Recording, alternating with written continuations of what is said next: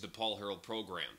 This is the set where we shoot our Wednesday weekly videos for our Patreon subscribers. And if you want to get on board and get extra Paul Harrell program content because you want to partner with us, you believe the show has value, you want to help us keep the show on the air, you want to help us grow the show, you want to help us make videos like this one even better, then you need to seriously think about subscribing to Patreon. It's patreon.com/thephp. That's patreon.com/thephp.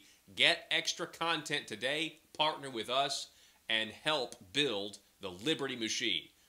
We're asking you to partner with us for as little as $5 a month. Now, you can go up from there. You can go to $10 a month and get extra features, or $25 a month and become a Conduit Media Insider. But for $5 a month, you can really help us out. You can get extra content. You can see what we talk about on sets like this, and I promise you, you won't be disappointed. Thanks for watching. Back in a moment. Paul Harrell, weekdays from 4 to 6. Learn more at paulharrell.com. So really weird stuff going on. Joining us now, we have council member from Fayetteville, Mr. John Latour is with us. John, welcome to the Paul Harrell program. How are you? Good afternoon, Paul Harrell. Glad to join you and your listeners and be glad to discuss what I know of these facts. Yeah. I mean, did I get anything wrong there? What's going on? Well, all I would add to it is these are all, most of these facts that you recited are alleged facts in the lawsuit by Stephen H.K. versus Alan Long. And you had the date right. It was filed October 31st, 2017 at 11:37 a.m. So this became public knowledge on that date, October 31st. Of course, it wasn't made public from the city until the Monday before Thanksgiving, which was November 20th, some 20 days later. And I think timing was taken into consideration by those in the powers that be in the city of Fayetteville. Oh, they wanted it done that way so most people would be out of town during Thanksgiving week or not paying attention. You know, you've got guests coming in, you're cooking the turkey, blah, blah, blah. All sorts of things going on during that busy week, and they won't be paying attention very closely to political things that are happening. Mm-hmm. So there's also a kind of a bigger story here. Well, more important to me, obviously, I think, we found out that the old city councilman, wasn't Alan Long. He didn't actually live in the ward he was representing. But this was an appointed position, and yet he still had something like, 3 years to finish out his term. Is that correct? 3 years and 1 month and a few days, so it's over 3 years. I could go along with an appointment if it was just 6 months remaining in an unexpired term or even up to a year. But 3 years will really put Kyle Smith in a position of incumbency when he seeks re-election in 3 years and a month from now. And that would give him an unfair advantage, I think. So why not do an election? Why not do a special election or in the next general election? Why not set a and I know you voted when it came time to appoint. The council members voted, and you voted against this decision. That's correct. Justin Tennant and I were the two no votes on the appointment process, and everyone else, along with the mayor, voted to appoint Kyle Smith. Kyle led the way in a group called For Fayetteville, which was for extending special rights to the homosexual community in Fayetteville. I have nothing against anyone in Fayetteville. I love everybody. I like all peoples, no matter what your political stripe, no matter what any kind of other stripe you have. I believe we should all love our fellow man. It's just I don't want to see one group privileged over at the expense of other groups. I think you get into shaky ground constitutionally when you do that. Yeah, and what's interesting is the way I understand it in Fayetteville, if you run for this ward, only those people in the ward can vote for you. And so if that's the case, then you have all these other council members who are from different wards making the decision for Ward 4 in this case in Fayetteville for the next 3 years. Exactly. All the rest of us on city council went through campaigns. We incurred expenses. We put in long hours going door to door, getting our vote out. And Mr. Smith came in with just 5 votes, and all from people who live in other wards. So it seems unfair to me, but I'm the minority on city council, so I can verbalize my opposition, but I cannot carry a vote in that line. Yeah, and that I remember that Fayetteville ordinance. I mean, it seems like they wanted. I mean, it seems like you had maybe somebody who's on the left occupying that seat. They wanted to make sure somebody on the left occupies that seat again. And you talk about that Fayetteville First ordinance. I mean, that was something that was, not about equal protection under the law like they claimed. It actually was very anti, First Amendment conscience protection, religious liberty protections. I mean, right? I mean, did you fight that ordinance when it was all the rage? I mean, it was making headlines all across the state.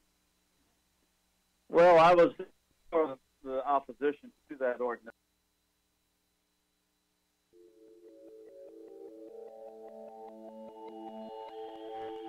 The maintenance of a free society is a very difficult and complicated thing, and it requires a self-denying ordinance of the most extreme kind. It requires a willingness to put up with temporary evils on the basis of the subtle and sophisticated understanding that if you step in to do something about them, you not only may make them worse, but you will spread your tentacles and get bad results elsewhere.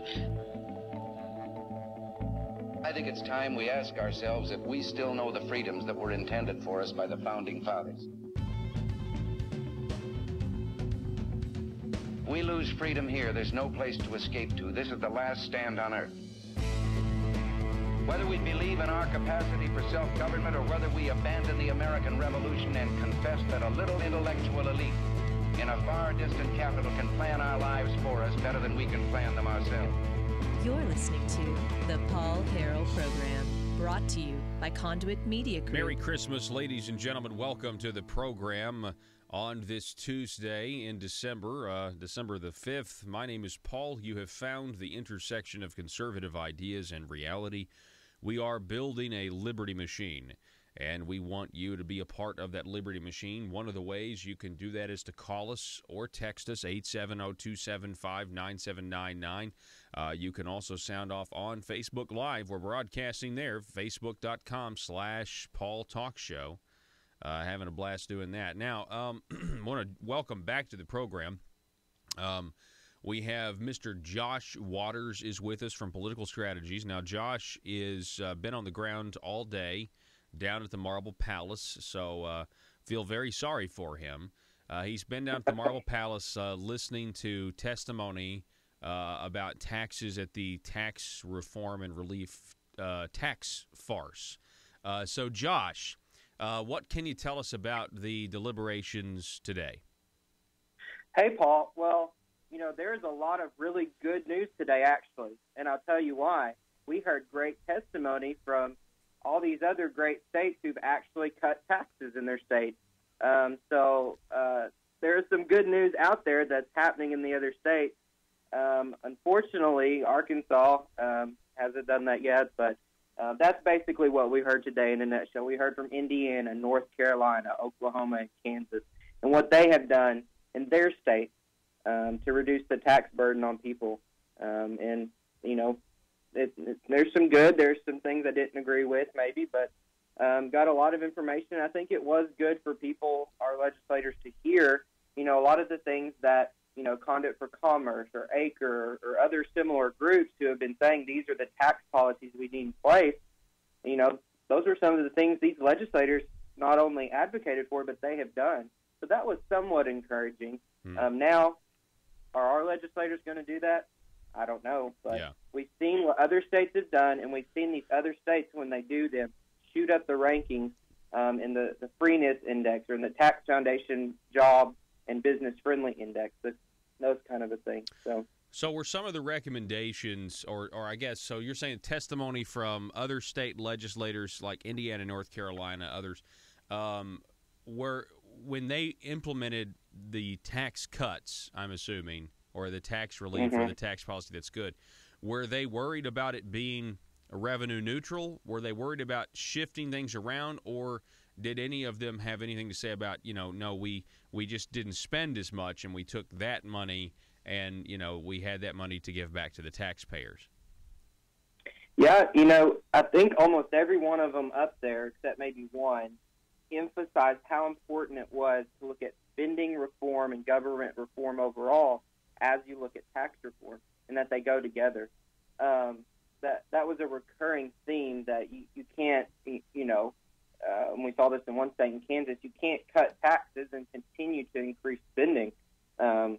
It just doesn't work. And today, math is math, numbers don't lie. So, it started out with North Carolina, and he really did actually talk about cutting taxes. It was the Speaker of the House from that state, but also talked about managing spending and the rate of growth of spending.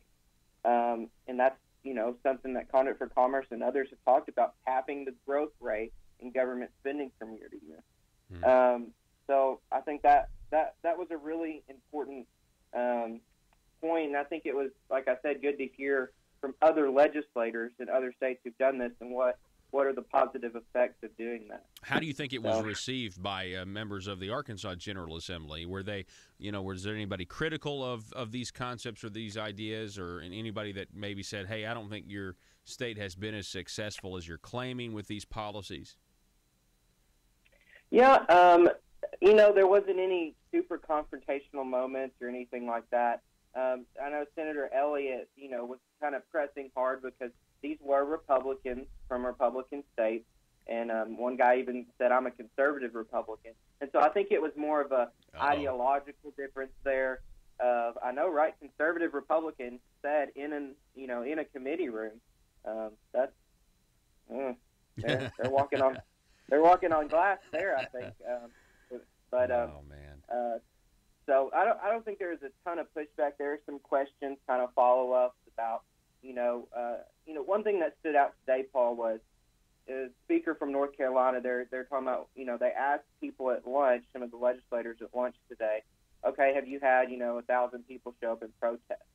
And they're like, no, we haven't had that. He's like, well, we did. And that's something you talk about on your show, which is, I think, important. It's like, if we were really implementing these huge, policy changes as we have become a huge Republican state, you would see people coming out of the woodworks and, disagreeing. Look at Wisconsin and what Scott Walker went through whenever they implemented right to work. The teachers union come out. They instituted a recall election against him. He won. He got it through. And Wisconsin's, climbing the ranks as well. And so I thought that was something that was really profound is, we have all these changes from Democrats to Republicans, but have things really changed that much? And are we going to see those changes when people start coming out of the woodwork, trying to protect their turf? That was something that was said, trying to protect their turf of how much money they get from government. Was there any talk about internet sales tax raising revenue, or was this mostly just success stories of other conservative tax policies in different states? I think internet sales came up one time in a fleeting comment. Thank goodness it was just one time, because at the other meetings, especially the last two meetings I've been to, that was a focus. It was, okay, where are we going to raise taxes? Where are we going to peel back exemptions? Where are we going to increase in one area to decrease in another and have these revenue neutral? Today actually focused on, and again, not from our tax consultant that we hired and spent all this money on, but from other legislators. Yeah. That's right. Yeah. That's so weird. It's not our tax consultant that's, saying these things. It's conservative.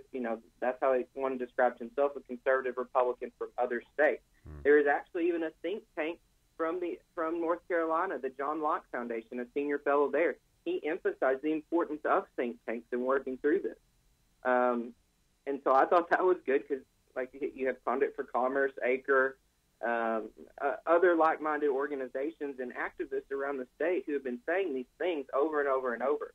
And so to hear go ahead. Well, what dawns on me is I say sometimes, I know you've heard this, Josh, that the concept of republicanism, here in Arkansas, that it gets advanced, maybe wouldn't fly too well with, maybe some of the other states that consider themselves to be Republican. And I think this is kind of confirming that if the people that they're bringing in are actually agreeing with statewide organizations here in Arkansas saying this is the policy you need to pursue, and yet they did hire lifelong liberal Democrat as a consultant and paid him $300,000. And on his Twitter, he says that tax cuts aren't tax reform. So, it's kind of proving this hypothesis to be correct that, what is peddled as establishment Republicanism here in Arkansas wouldn't fly in, in states like Indiana, North Carolina, that sort of thing. Yeah, that's exactly right. And one thing that really stood out to me, too, was it was Senator Brant Hershman and Representative Todd Houston from Indiana. They talked about, about cutting spending, and specifically they said within agencies. They said there are some agencies that cut 40% of their budget, and customer satisfaction that they tracked before and after actually went up. Oh, wow. So that's an efficiency, performance-based budgeting, ABC accounting. These are policy positions that have worked in other states, and that Conduct for Commerce has for years now put. Yes, they have. And so, wow, that's fascinating. That was encouraging. I wonder what the bureaucrats in the room did when they said that they cut an agency by 40%. I mean, I'm sure they got pretty nervous. So, Josh, I know there'll be another round of talks tomorrow. What's on cue for tomorrow at the tax farce meeting? So tomorrow they will talk. The presentation for Mr. Bauer was bumped until tomorrow. He was supposed to present, and they ran out of time. And so he will start out. I think that presentation that was scheduled for today was about individual income tax and corporate income tax in Arkansas specifically. And then tomorrow they'll also talk more about property tax. And I saw on the agenda, I think it's the Association of Counties General Counsel or Legal Counsel. Someone for them will be presenting on property taxes for tomorrow. Yeah. You think they're going to recommend instituting a statewide property tax? Well, I don't know what they'll recommend.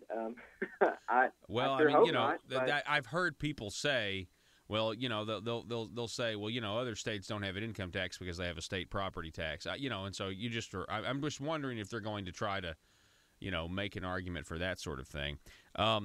Last question. We're talking with Josh Waters from Political Strategies. Josh, to my understanding, there is a preliminary report from the task force that is due this month sometime. And I said the other day, I don't really know what is it going to reveal? What conclusions or policy suggestions is it going to come out of? Because it doesn't really seem, this meeting sounded productive, if I'm honest. Okay, this sounded, more serious to me. But if you look at, maybe the totality of meetings, I'm just wondering, what are they going to recommend that hasn't already been debated, if not shot down by the full legislative body, 8 months ago? What are your thoughts? Yeah, that was actually a question from Representative Johnson today. He asked, now in North Carolina was kind of the gold standard today to me that stood out of what worked effectively in their state.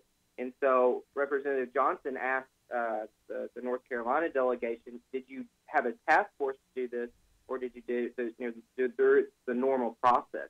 And they actually did it through their normal process. So in here, that'd be through the regular legislative session. Their standing committee. So their standing committee on budget or finance was the process. That was their task force, if you will. Yeah. Now he threw in, I thought this is great, but if they got something that good out of North Carolina, we're going to be number one then, right? If we have a whole task force, we're spending hundreds of thousands of dollars on a consultant, on reimbursement and mileage for them to get down there, on bringing in people from out of state, because I know that probably costs quite a bit today as well. The stakes are high if we set up this whole process to do this. So as far as the report, I would like to see them maybe, pull some things from the Conduct for Commerce tax policy recommendation. Yeah. I don't know if there's going to be specifics of let's, reduce to this rate or that rate. I think that's what people are wanting and maybe expected even from the task force, but I think it might be generalities and what we need to research more. And time will tell. They have a few more weeks, but I think people at the end of the day are ready for government to shrink. They want to shrink the size and scope of government here in Arkansas. That's cutting taxes, because in Arkansas under the RSA, that means we're going to be spending less. Yep, you're exactly right. I'm actually going to go over some of those numbers here at the bottom of the hour. Fascinating stuff. Josh Waters, hopefully we can, check in with you tomorrow, because I know you're going to be at the meetings tomorrow as well. So Good luck down there at the Marble Palace, and we'll talk to you soon. All right. Thanks, Paul. All Have right. a great show. Yes, folks, we got to go to break. Back in just a moment. Merry Christmas from the Paul Harrell Program and Conduit Media.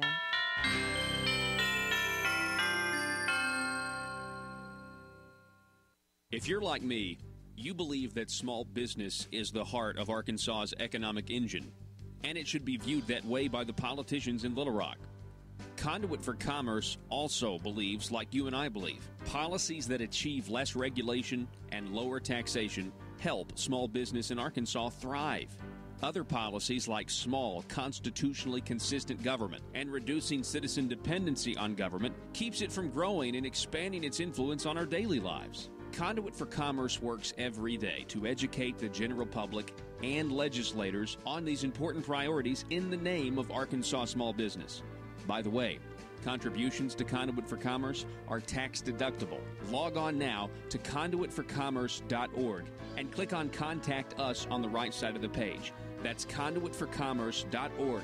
Go there now and learn the facts on protecting small business in Arkansas. Do you need to advertise your business product or service, but not sure what the best choice is? Folks, allow me to introduce you to Talk Radio. You're listening to it right now. Talk radio is one of the most unique mediums in all of advertising because it actually works. It gets the information you want to the people you want to get it to. And by the way, those people are educated, well-informed decision makers of their household, and most of them have disposable income. If this is a target audience for your business, then you have to consider advertising on my show, The Paul Harrell Program. We have options for most any budget and can provide you with exciting opportunities to grow your business. We can put your message across the state, or we can help you locally. Call 870-275-9755 if you have any questions. That's 870-275-9755, or visit my website, paulharrell.com, and click on Advertise. It's a PHP parody. Hey, man, you got any of that marble rock? Yeah, I've got the hookup. Thanks. I need a fix real bad. I'm itching to grow some government. How much you need? I'm gonna need a taxpayer's dime bag. No problem, sir. 1 taxpayer dime of marble rock. Enjoy. Thanks, man. They don't call it Little Rock for nothing. Am I right? Did you know your state representative or state senator may be addicted to growing government? The drug is called marble rock, and too much of it will cause marble fever. Watch for the warning signs. Does your legislator suddenly display a lack of humility when faced with basic questions? Does he or she suddenly develop hubris and pride that was not present during the campaign for office? These are signs they might be smoking the terrible drug, marble rock. The solution? Detox. Vote for detox. Vote to send them home for their own good. Warning! Some politicians once voted out of office will not go home and stay in Little Rock to get their fix by lobbying, also known as the Burris Syndrome. PHP parody.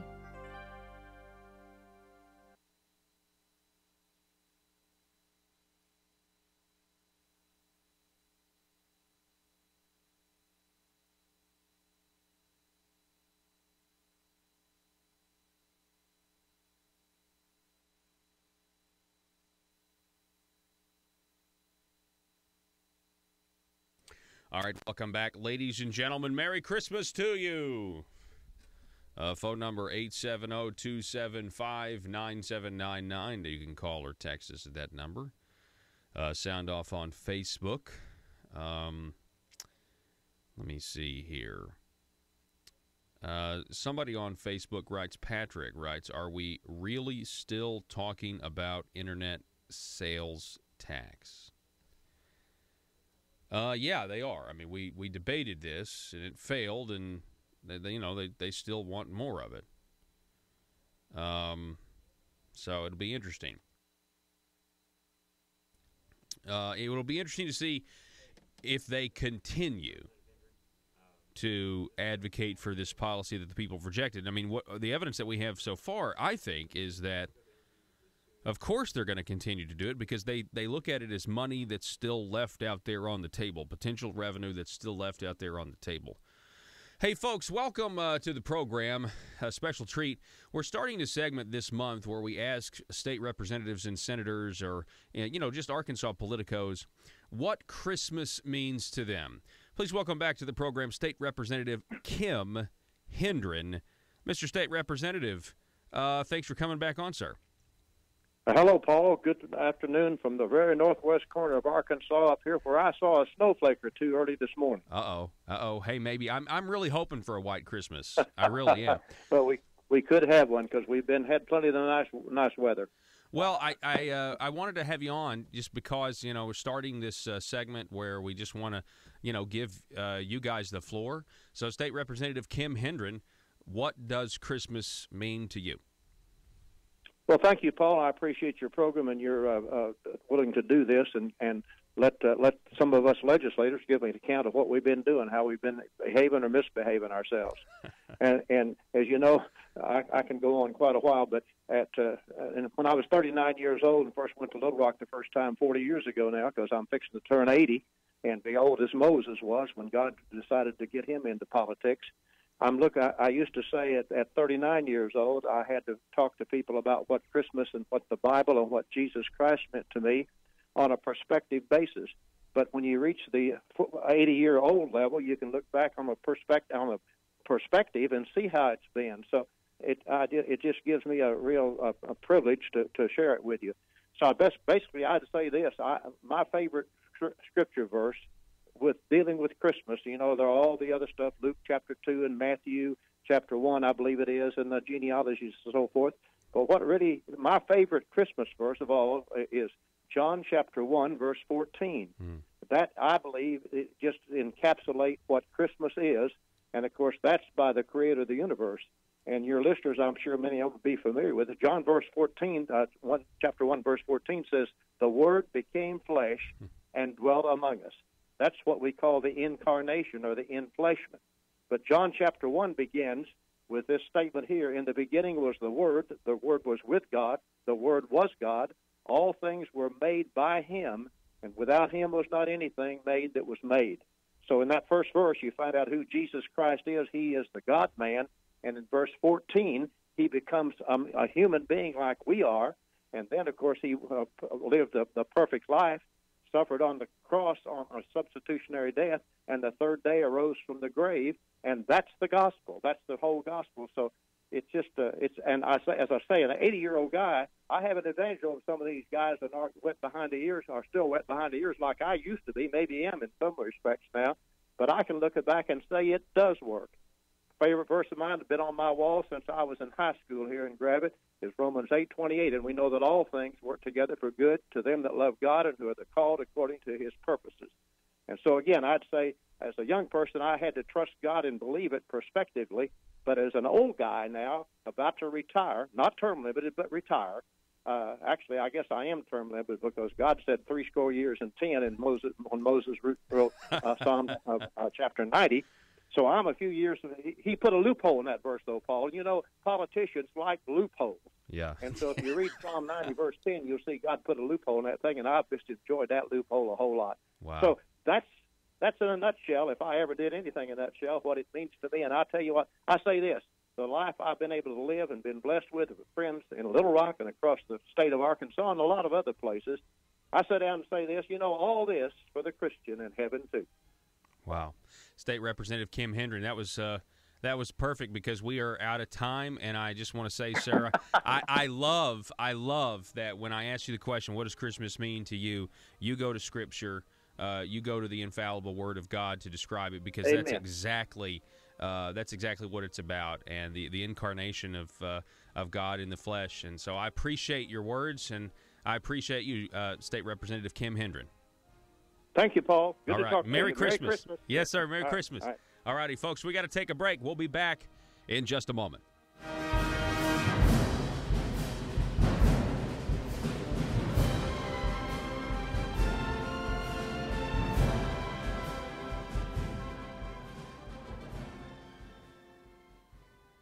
welcome those of you watching at paulharrell.com, Facebook Live, or our YouTube page, The Paul Harrell Program.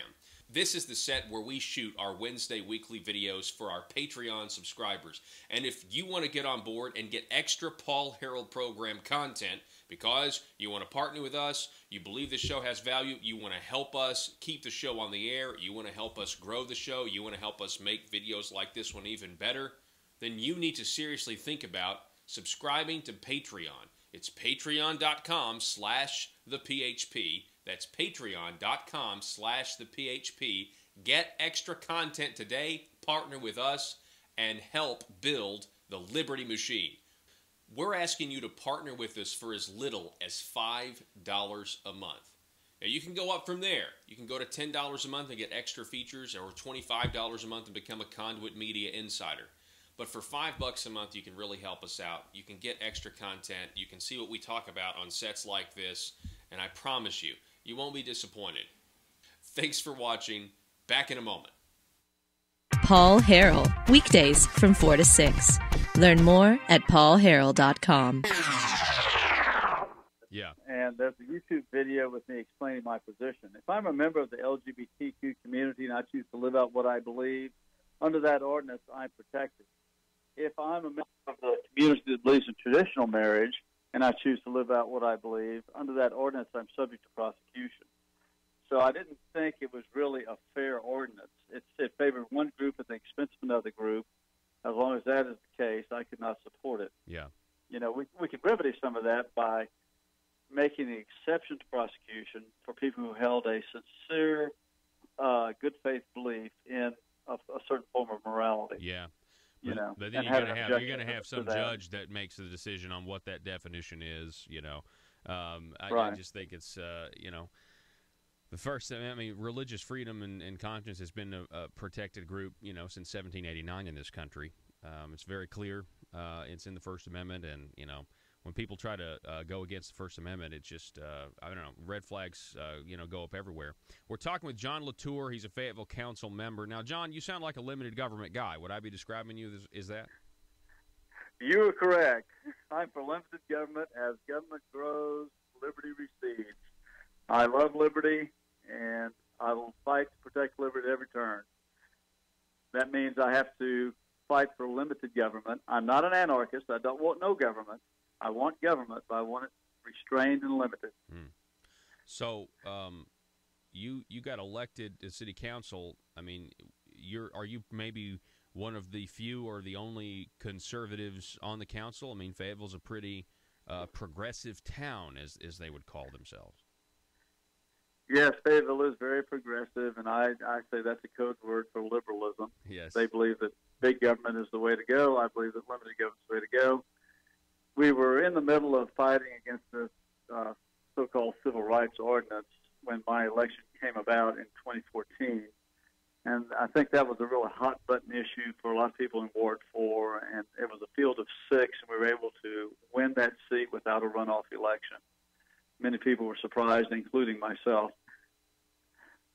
But that's the way it worked, and here I am. And I swim in a sea of liberalism, but I will not give up my conservative roots. I like to describe myself as a statesman, not a politician. A politician sways in the wind, puts his finger up, his political finger, see which way the wind's blowing, so he knows which way to march. I describe myself as a statesman who lives and dies on his principles, much like Ronald Reagan did. Absolutely, I agree with that. Let me ask you about this tweet. Joe, can you throw this tweet up on the screen here? This was from the city of Fayetteville. Tell me if this is the description. Now, this is back to the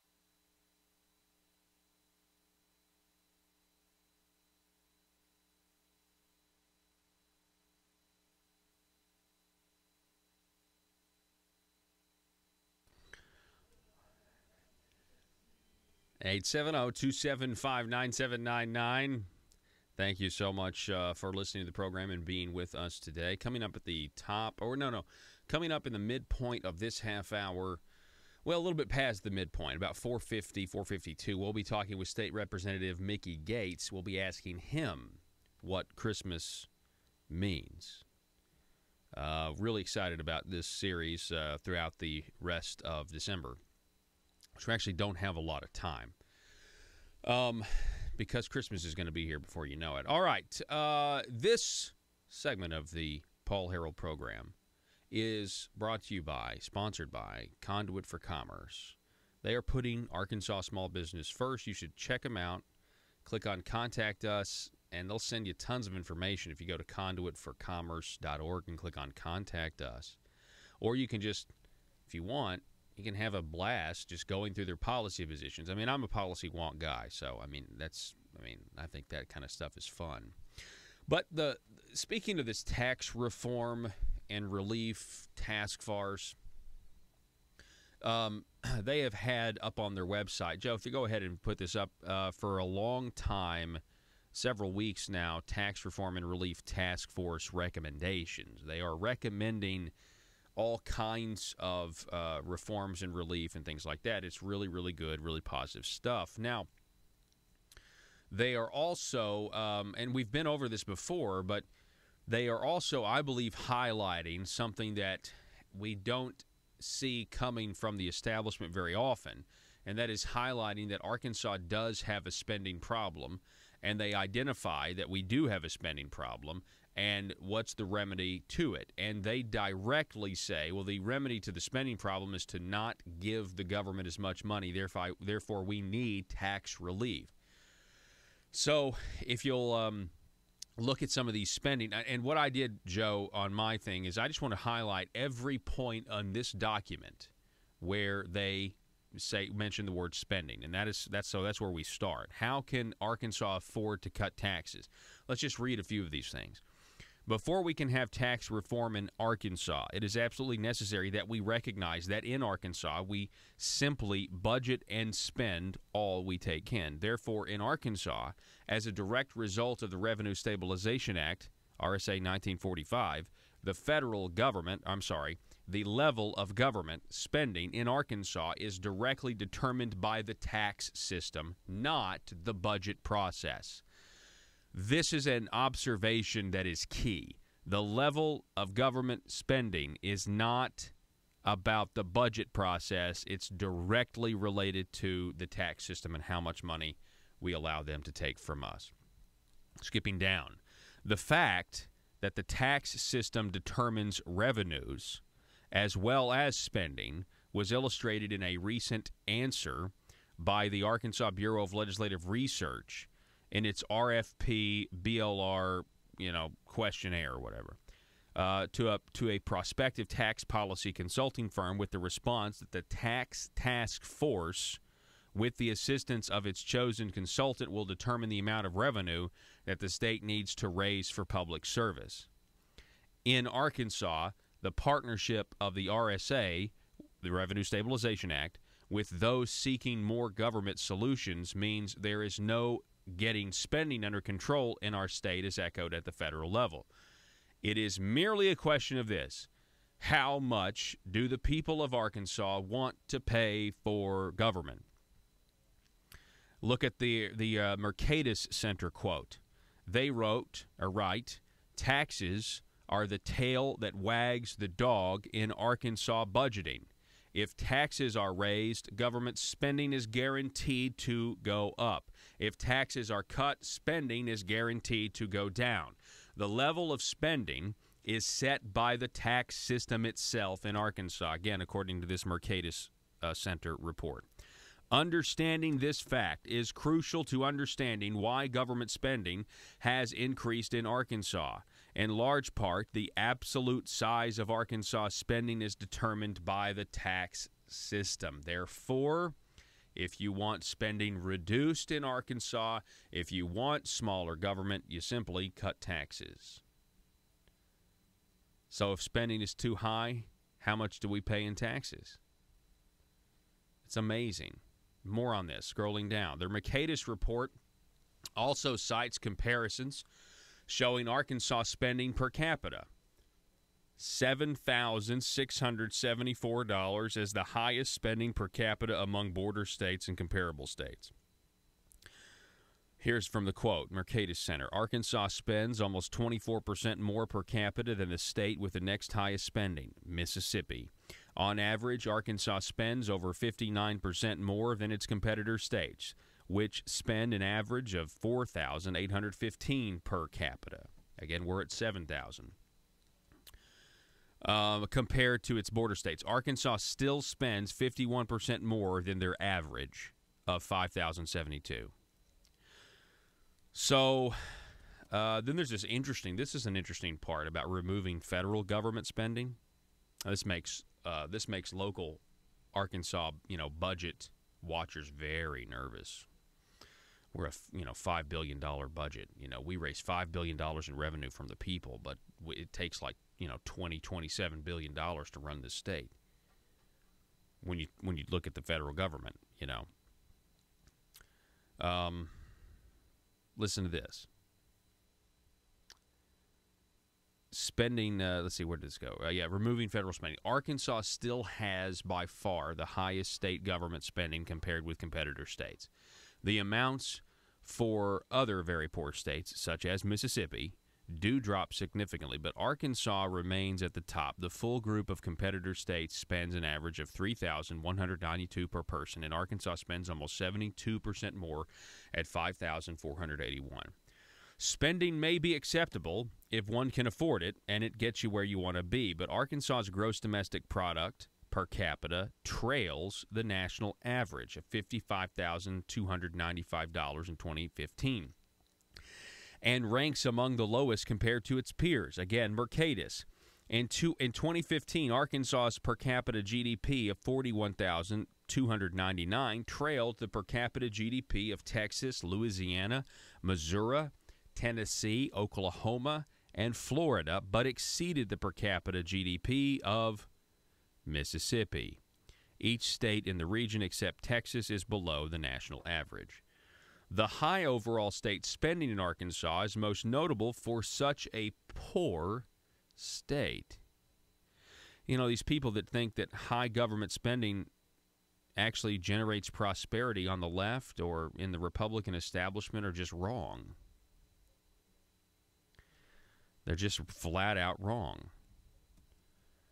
Listen to this. Here is, buried in the recommendations about totally eliminating the corporate income tax. We went over a lot of this last week.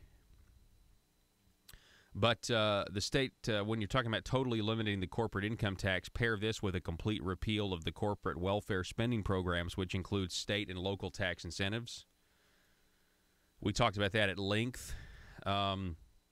Individual income tax reform, you got to freeze spending at last year's level and implement automatic triggers for rate reductions to be implemented for the individual income tax rate reductions over no more than a 3-year period as the revenue grows.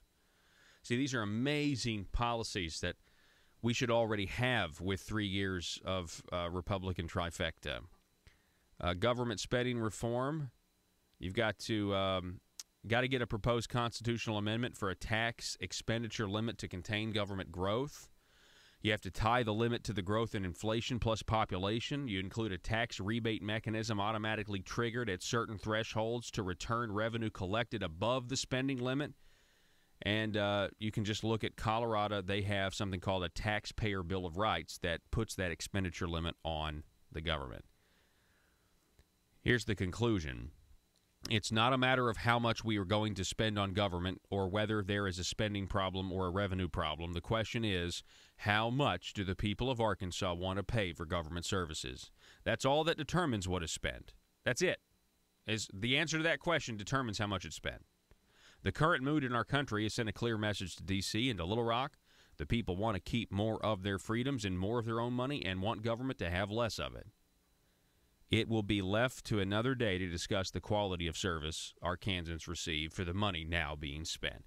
This is available right now at conduitforcommerce.org. We've gone over it several times, but it's such a lengthy document. And again, kind of building on what Josh Waters was saying as he was giving us a live report there from the Marble Palace in Little Rock about the deliberations and the tax force meetings today. They brought in a bunch of state legislators, and the state legislators were talking about how they did income tax reduction and they did tax cuts and they got spending under control, and in North Carolina and Indiana, and these are really popular ideas. that should be no-brainers. You shouldn't have to have a task force to discuss tax policy that has been debated and debated and debated for a very long time at the national level and the state level. I mean, we know what Democrats believe, and I thought we knew what Republicans believed. Why do you got to have a task force? Why can't you just do it in the standing committee process? And I believe it's because they can control that as well. But I think the fact that the Indiana guy came in and the delegation from North Carolina, in my opinion, and I listened to some of it, I think what it was doing was exposing the brand of republicanism that is, in my opinion, at the establishment in this state, which is not conservative, not limited government. It's bent towards progressivism. I think they are exposed as it kind of proving my hypothesis right, that a lot of the, quote, Republican ideas in Arkansas would be rejected as liberal ideas in other states. And yet you have Conduit for Commerce recommending the ideas that other states are okay with. And that's why here you look at the national groups that agree with these policies. The Trump administration, the Heritage Foundation, the Heartland Institute, the Cato Institute, Freedom Works, the Club for Growth, and you can go on and on, statewide groups, the Tax Foundation and the Arkansas Center for Research and Economics, the Arkansas Policy Foundation, also the Arkansas Republican Platform. And so you see this battle that is going on within the Republican Party isn't as much of a battle at with states at the local level like Indiana and North Carolina. This is basic tax policy stuff. Where you argue about the ideas that we want in Arkansas, you have a hard time implementing them in D.C. because there's so much liberalism there. But in these red states, and when you have this massive wave across this country where Republicans control more state legislators and more governorships than they ever have, and in little old Arkansas, we couldn't do real tax reform. We had to wait. And now we're, toying with revenue-neutral tax reform and small ideas instead of big ideas. And look, they may prove me wrong. I hope they do. If they decide to actually implement, real tax reform and shrink government and do all that stuff, that's great. I'll be happy because that means government's under control and it's shrunk. And this program and the pressure that it applies probably would have something to do with a changing course. I have reason to believe that the reason the governor is quoted in the Arkansas Democrat-Gazette when it talks about his budget problems, he's saying, well, in 2019, we're going to put together a conservative tool to control spending. I think that's only because of this program and Conduit Media and you guys listening and realizing that ACE has increased spending over and over again. I think that message is going out, and I think he knows he's got a problem with it. But I hope the tax farce is a tax force, or a real task force. I hope it actually works. But, I have a lot of evidence to suggest that it's not going to. You've got Randy Bauer, who's a lifelong Democrat who gets hired, and, his company $300,000, and he posts on his own Twitter that, critical comments about Donald Trump and Barack Obama when it comes to the NFL protests and the anthem. And then he says that tax cuts aren't tax reform and all this other stuff. And to me, I just think there's a lot of evidence that, the recommendations from the consultant are going to be liberal ones and not conservative ones, like, according to Josh Waters, we heard today. We're going to take a break. We're going to be right back with another What Christmas Means segment when we come back. Don't go anywhere. Back in a moment. Merry Christmas from the Paul Harrell Program and Conduit Media.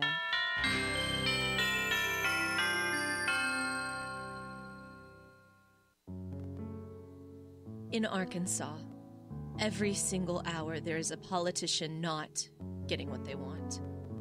For some, it's an absolute nightmare. The sleepless nights wondering if progress will ever come. Lying awake pondering how to grow government in this political climate. Asking questions like, why don't my constituents want to pay a few cents more in taxes? Everyday politicians feel abused and neglected. These politicians are starving for power. They're hungry, confused, and they don't understand why no one seems to care. Will you be a patriot and commit today to help these poor, starved for power public officials? It's simple. All you have to do is commit to stay silent and never dissent or stand in the way of your politicians' rise to power. Never speak up or get engaged to stop the growth of government. By committing to these simple steps, you will ensure the life of your politician will be filled with contentment and the respect they are desperately seeking, as well as campaign contributions from lobbyists. This message brought to you by Aristocrats Serving Arkansas. PHP Parody.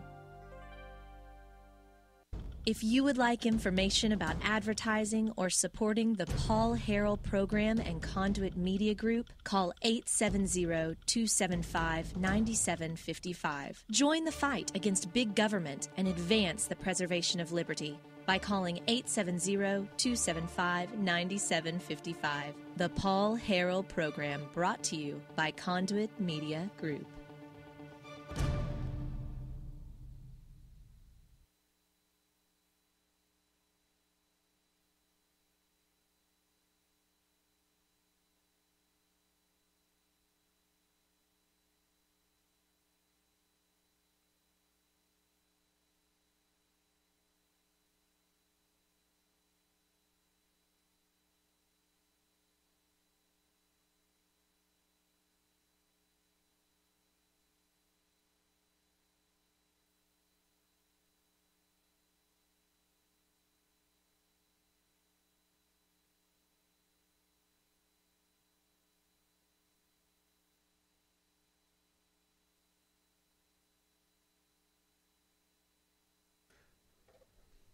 All right.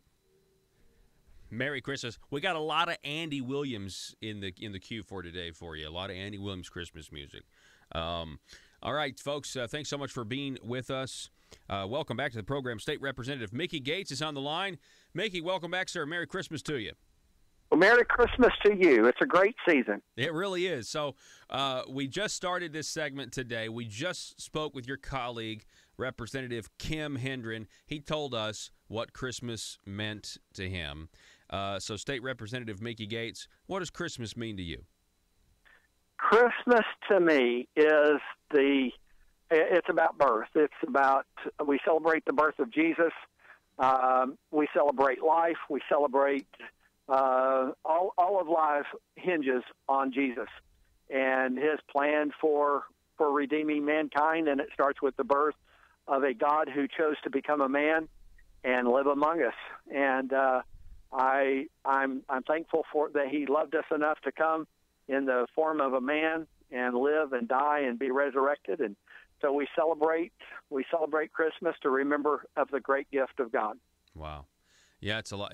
Such a. I was just overcome when I was talking earlier with Representative Hendren and now you. Just the hope of the season and what a celebration that is. You know, when before this event, without this reconciliation and atonement of Jesus and the beginning of that story, man has no hope. But that's not the good news. The good news is we do have hope. The good news, and here's what's amazing. Here's the amazing thing. I'm amazed at the people who the deniers. They deny everything. You got the deniers of the Holocaust, and you got the deniers of this. You got all the deniers, and the people who want to deny God. They want to deny Jesus. They want to deny that. And I'm thinking, here's a simple man. He wasn't rich. He wasn't powerful. Didn't come from an elite family. He had no money. He didn't own a home. He didn't have anything, and yet the calendars of the entire world revolve around his coming and living among us. Every calendar in the world, whether it's Asian calendar or it doesn't matter what calendar, everybody goes by the year 2017, and that's all based upon Jesus. Yeah. And so he made such an impact on the earth when he came in the very humble form of a little child. And I just love it because God chooses not the powerful. He doesn't choose to demonstrate himself by all these great things that we would look and say, well, that makes him important, that makes him valuable. He chose the insignificant. In fact, the insignificant of a stable birth. And I just think there's hope for mankind when the God of the universe would choose to demonstrate his love to us and bundle it up in the form of a little child born in a manger. I think that's hope for all of us. So to the person that's living circumstances has him living under a bridge, or somebody living in a palace, somebody who has to walk everywhere he goes, or somebody who's driven by a limo, that none of that is really important. It's how we embrace the child that came, lived among us, died for our sins, and redeems us and reconciles us to God. And Christmas is all about, it's about giving, but it celebrates God giving the greatest gift of all to man. I can't say it any better, and I appreciate your time, State Representative Mickey Gates, a Republican from District 22. Merry Christmas to you. Merry Christmas to you and to all those that hear those words. All righty. Thank you so much, right, sir. Appreciate it. Bye-bye. State Representative Mickey Gates, everybody. Folks, the telephone number, 870-275-9799. We're scheduling these with different Arkansas politicos, if you will, throughout because, well, I mean, you know what? If you've listened to this hour, I think it's self-evident. What it's really refreshing to just talk about, pause for a little bit and talk about the real reason that we celebrate Christmas. And I'll tell you this, Donald Trump, when he gave a speech recently, I think, did we play it on Friday, I think? Yeah, we did. We played it on Friday. And he said something kind of similar that you can't deny. And I've even heard people who are atheists, they can't deny historically that the world was one way before the birth of the historical figure, Jesus Christ. And the world was radically different after. So that is that's always a really interesting road to go down. Folks, when we come back, I want to read for you a resolution. See, last weekend down in Little Rock, the Republican Party had a convention meeting. Is it their winter meeting? Is that what it was? And they went over a lot of things. A lot of people were talking, and a lot of people have been aware at the bullying tactics from some within the Republican Party to try to squelch the freedom of speech of individual county committees and the will of the committees and things like that. So the Republican Association of County Chairs, which is like a subgroup of this party, they passed a resolution last weekend on Saturday standing up for freedom of speech, freedom of thought, freedom of ideas, and local committees to be able to govern themselves and invite whoever they want to speak. And they did put a caveat that you just keep in mind speakers. This was to me just a kind of a big rebuke to Asa. Keep in mind speakers should reflect the Republican Party platform. I'm going to read you that resolution when we come back. Also, we're going to do a flashback to a Conduit for Action article about different jobs that people can be awarded when they do good things. You know what I mean? You get it. Different. The revolving door. I'm a state rep and I take a government job, or I'm a state rep and I become a lobbyist and then I take a government job, or you get the point. And I'm going to relate that to, well, just you need to wait and see. Just stay with us. We have one more hour coming your way next. You're listening to the Paul Harrell program. Thank you so much. The Liberty Machine rolls on. Hour 2 is next. Merry Christmas.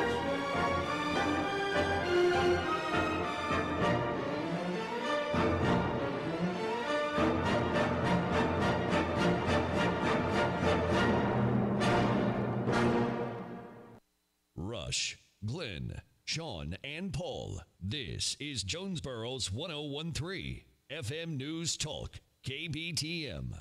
Welcome those of you watching at paulharrell.com, Facebook Live, or our YouTube page, The Paul Harrell Program. This is the set where we shoot our Wednesday weekly videos for our Patreon subscribers. And if you want to get on board and get extra Paul Harrell Program content because you want to partner with us, you believe the show has value, you want to help us keep the show on the air, you want to help us grow the show, you want to help us make videos like this one even better, then you need to seriously think about subscribing to Patreon. It's patreon.com/thephp. That's patreon.com/thephp. Get extra content today, partner with us, and help build the Liberty Machine. We're asking you to partner with us for as little as $5 a month. Now, you can go up from there. You can go to $10 a month and get extra features, or $25 a month and become a Conduit Media Insider. But for $5 a month, you can really help us out. You can get extra content. You can see what we talk about on sets like this, and I promise you, you won't be disappointed. Thanks for watching. Back in a moment. Paul Harrell, weekdays from 4 to 6. Learn more at paulharrell.com. The meat and potatoes of this councilman, Long and getting replaced by Councilman Smith now. It says Councilmember Latour asked Mr. Smith if he knew that former Councilmember Alan Long used Mr. Smith's address as his own. Kyle Smith's reply was yes. Mr. Smith asked the relevancy of the question. Councilmember Latour accused Mr. Smith of conspiracy with former Alderman Long. Can you expand on that? Is that accurate? I mean, was there really knowledge? I mean, that's kind of sound like, election fraud there. Well, it sounds like election fraud to me, too, and could be. Now, I'm surmising some things, and I'm assuming some things. We would have to put Mr. Smith and Mr. Long on a witness stand to get them under oath to really know what's going on here.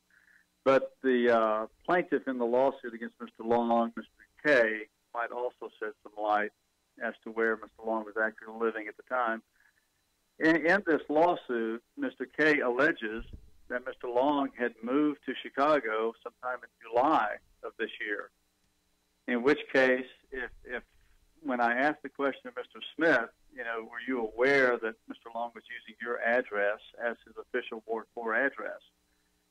Mr. Smith would be aware then that Mr. Long was not actually living there, and if he consented to help Mr. Long deceive Ward 4, then any kind, conspiracy, a legal conspiracy or a criminal conspiracy is defined as when two or more people agree to break a law.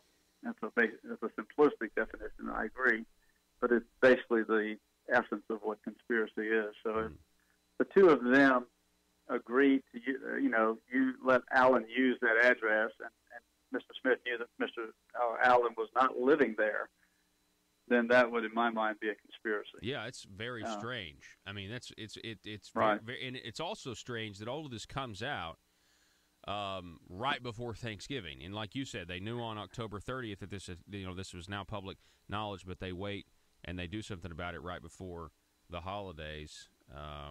It's very. I've learned in the political realm, Paul, that nothing happens by coincidence. Everything is planned and strategic. So when something comes out just before Thanksgiving, there's a reason for that coming out at that time. Yeah, for sure. There really is.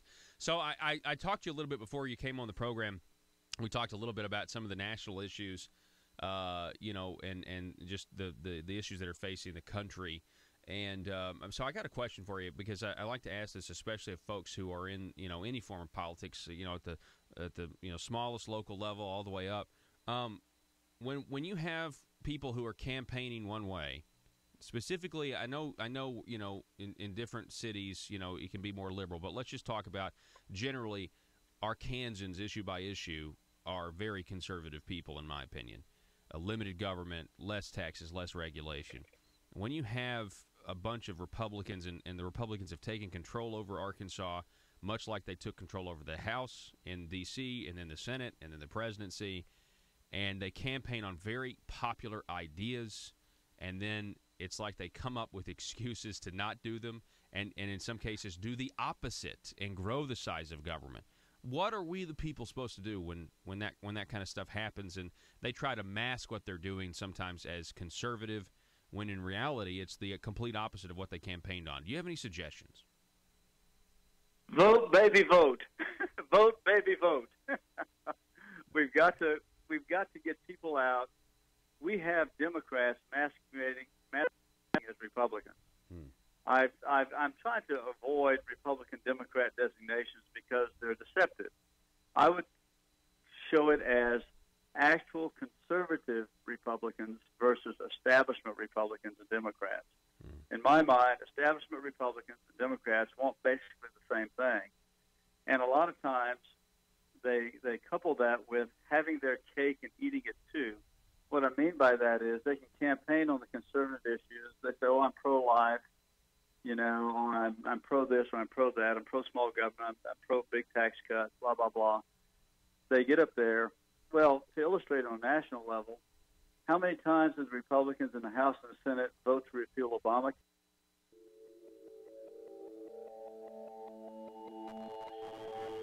The maintenance of a free society is a very difficult and complicated thing, and it requires a self-denying ordinance of the most extreme kind. It requires a willingness to put up with temporary evils on the basis of the subtle and sophisticated understanding that if you step in to do something about them, you not only may make them worse, but you will spread your tentacles and get bad results elsewhere.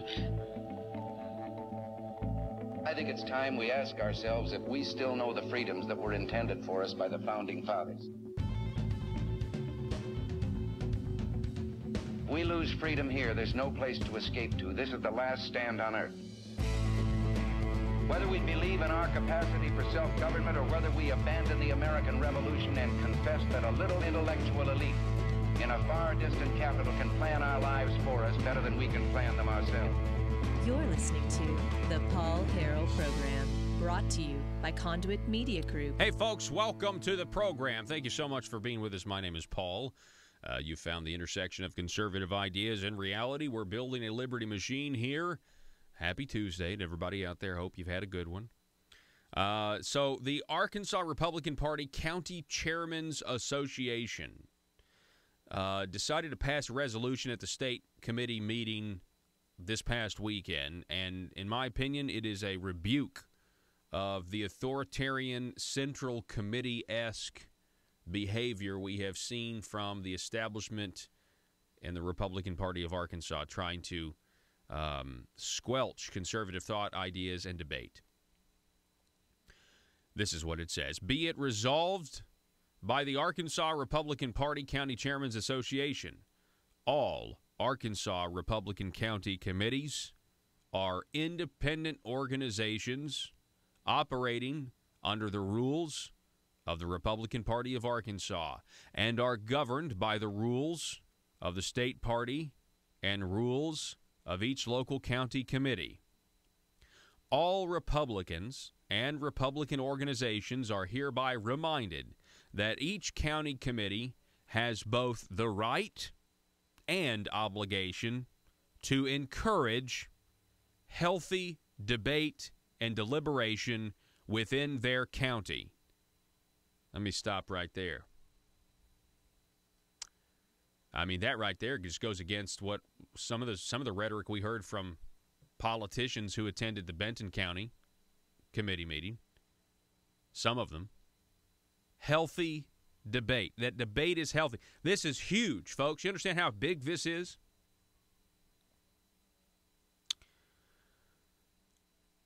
So the county committees have both the right and obligation to encourage healthy debate and deliberation within their county and are free to invite any speaker or presenter that, in the view of their chairman or other designated member of that committee or the county committee as a whole, would contribute to educate and inform Republicans in that county on issues of concern. Wow. Wow. First of all, isn't it interesting that the Republican Party County Chairman's Association, that it was even necessary for them to come together and declare that county committees locally are free to invite who they want to invite.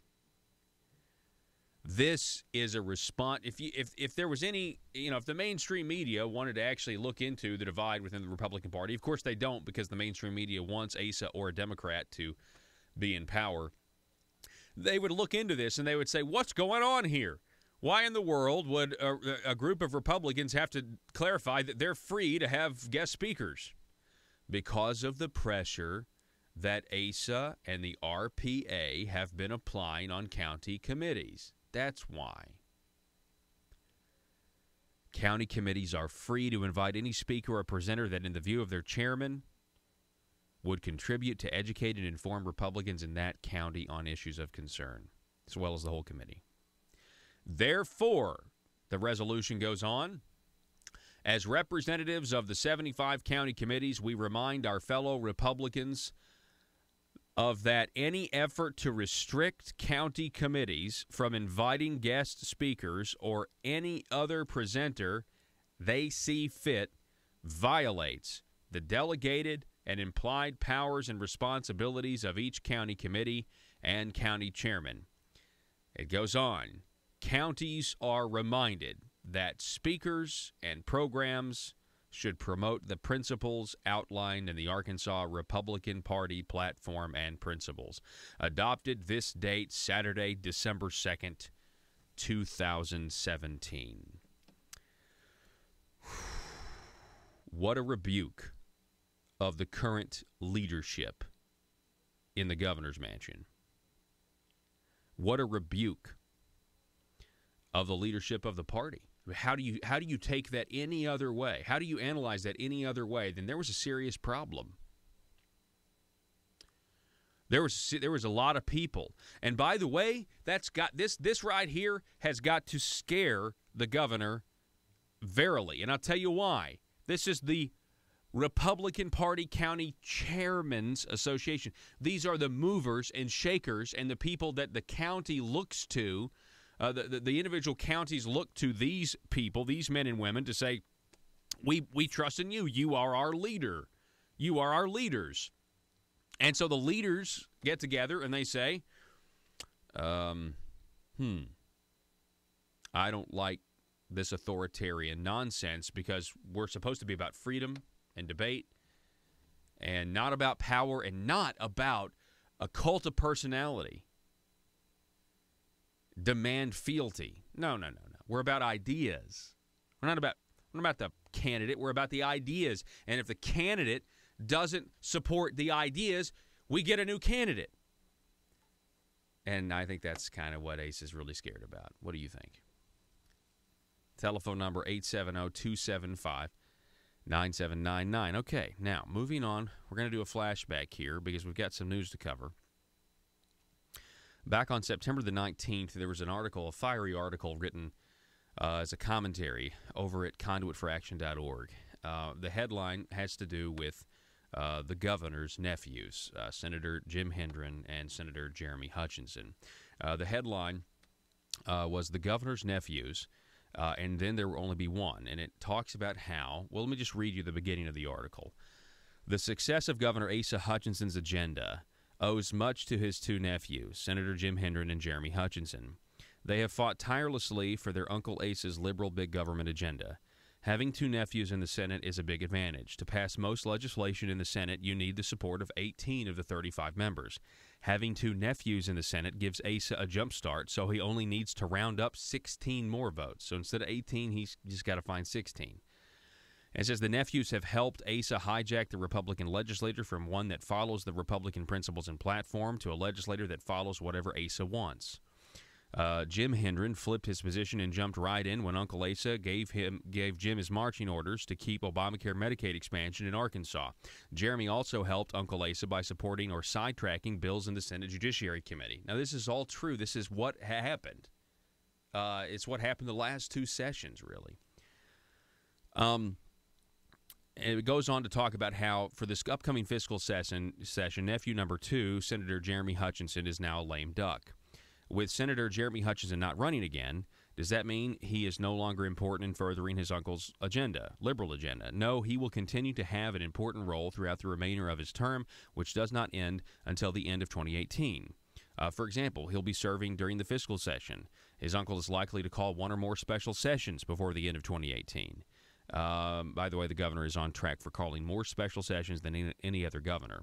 He'll vote on the next leader of the Senate, President Pro Temp, which means he will vote for Uncle Asa's other nephew, Senator Jim Hendren. Okay? Now, keep that in mind, that Senator Hendren, who's the majority leader now, and he is also trying to become the President Pro Temp of the Senate. Okay? That's what he's trying to do. That's what he wants to do. He wants to ascend to power. Even more power, okay? Keep that in mind. Because this next headline is interesting, subheadline here. A state job or other reward. In the Conduit for Action article, From Legislator to State Employee, we alerted you to watch legislators who are not running for re-election as a possible indication of future employment with Governor Hutchinson. Getting a high-paying job is so attractive, some legislators work hard to please the governor and have resigned to take a job. ASA giving away jobs to loyal legislators has become commonplace. Some ASA loyalists have resigned with legislative seats to get an early start on the reward of a high-paying state job. Will a state job be in nephew Jeremy Hutchinson's future or nephew Jim's future?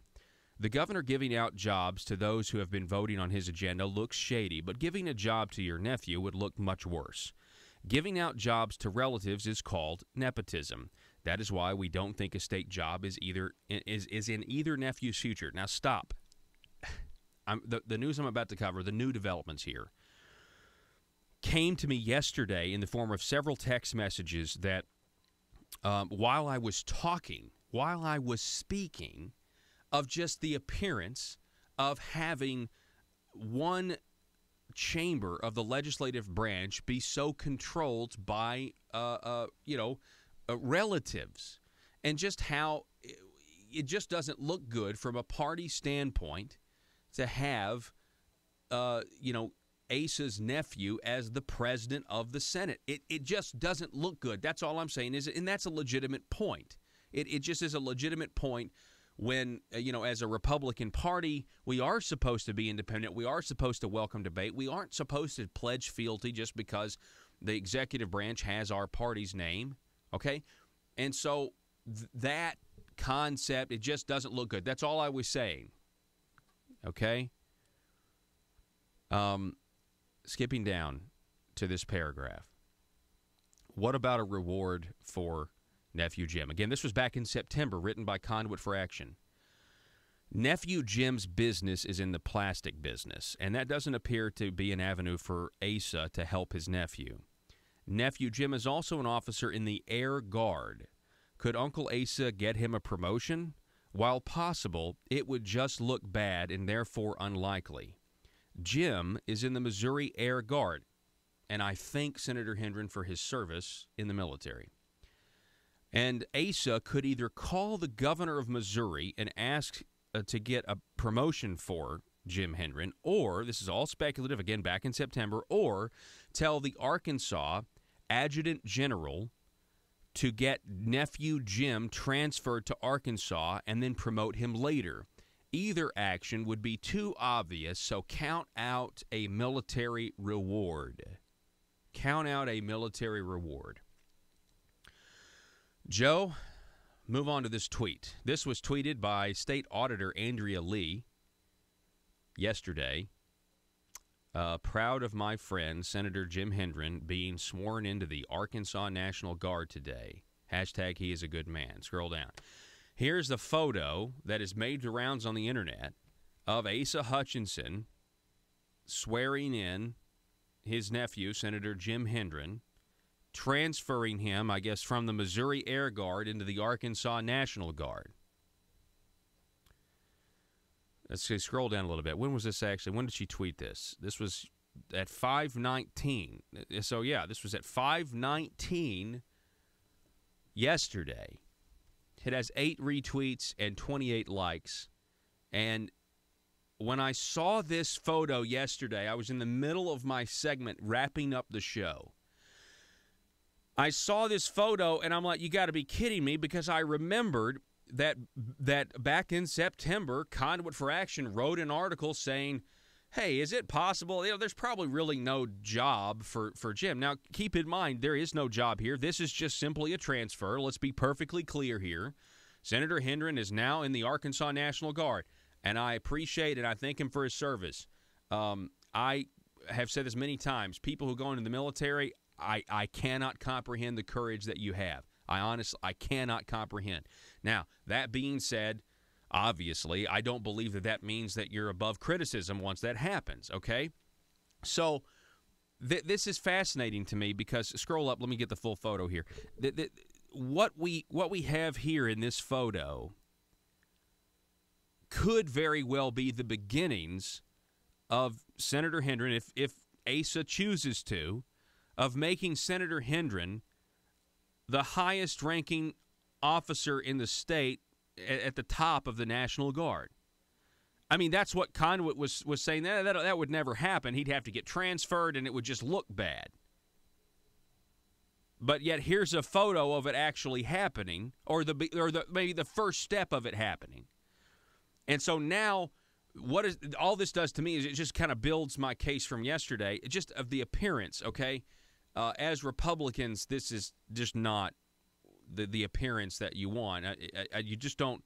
The majority leader, who is probably going to be the next president pro temp of the Senate, you're looking at him there, okay? And he's the governor's nephew, and he may be get promoted after this to the adjutant general. The only thing I'm just pointing it out, that to me is it would be wow. And I'm sure people are going to be very upset with me pointing this out because Andrea Lee, when she tweeted this, he is a good man. I can't tell you how many people tell me that, and I'm I disagree with Senator Jim Hendren on a lot of things, but when you start, if this does happen, it will be put into a long list of officials who are getting government-oriented related jobs. And I just want somebody. I mean, I don't see how you can defend it. I think when you look at the compilation of what this may be the beginning of, and it may not be. This may just be a transfer. You just may say, "Hey, I'd like to be in the Arkansas National Guard." That's fine. But I just think I don't see how we could just defend this and say. Now, and there's some people are going to say, "Well, you got to separate the legislative from the military." Not when you're related to the guy that appoints you. Sorry. That you can't do that. We got to take a break. 870-275-9799. Back in a moment. Merry Christmas from the Paul Harrell Program and Conduit Media.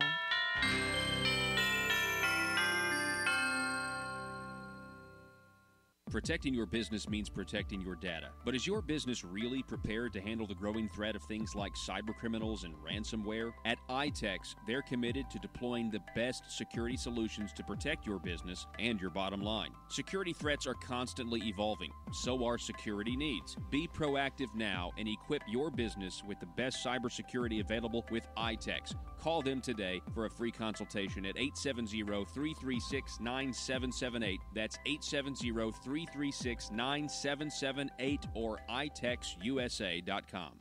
If you're like me, you believe that small business is the heart of Arkansas's economic engine, and it should be viewed that way by the politicians in Little Rock. Conduit for Commerce also believes, like you and I believe, policies that achieve less regulation and lower taxation help small business in Arkansas thrive. Other policies like small, constitutionally consistent government and reducing citizen dependency on government keeps it from growing and expanding its influence on our daily lives. Conduit for Commerce works every day to educate the general public and legislators on these important priorities in the name of Arkansas small business. By the way, contributions to Conduit for Commerce are tax deductible. Log on now to conduitforcommerce.org and click on Contact Us on the right side of the page. That's conduitforcommerce.org. Go there now and learn the facts on protecting small business in Arkansas.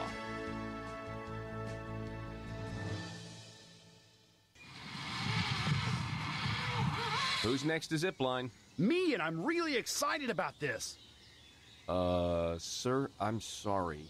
The Zipline has a 350-pound weight limit, and frankly, I do not think it would be safe for you. Oh, that's okay. I self-identify as 180 pounds, so it's cool. Sir, that doesn't make any sense to me, and I'm afraid we can't let you ride the Zipline. You're too heavy. I'm sorry. I can't believe this. I thought we had evolved as a society. I thought this was America, but I guess this is just my plight. First slavery, and now fat shaming. Sir, again, I'm really sorry. You listen to me. If you don't let me ride, not only will I sue this company for discrimination, I will sue you for damages because right now my feelings are so hurt and I feel embarrassed because I'm holding up the line. Wouldn't be the first time. Watch it, mister. Look, okay, I'm sorry. I just don't think it would be safe for you. You don't understand. I self-identify as skinny. So you have to let me ride the zip line. The Constitution says so. I get to define my own reality. Okay, fine, whatever. Ride the zip line. Mike, let this man ride the zip line. Thank you. Now watch as my self-identity trumps your bigotry. See you on the other side, racist. Here I go!